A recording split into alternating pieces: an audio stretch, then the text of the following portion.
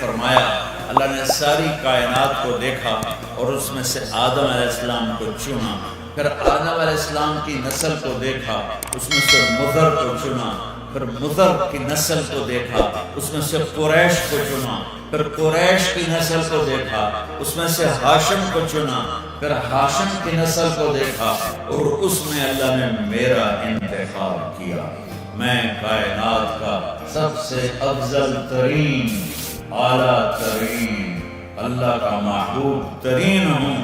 قیامت کے دن اللہ کا جھنڈا میرے ہاتھ میں ہوگا، قیامت کے دن جنت کی چابی میرے ہاتھ میں ہوگی، قیامت کے دن میں سب سے آگے چلوں گا اور پوری دنیا میرے پیچھے چلے گی۔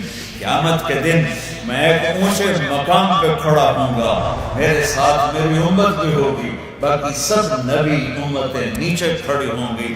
اللہ تعالیٰ حساب کو روک دے گا، میں سفارش کروں گا، حساب شروع ہوگا، لوگ مایوس ہو جائیں گے، میں خوشخبریاں سناؤں گا، میرے لیے مقام محمود تیار ہے۔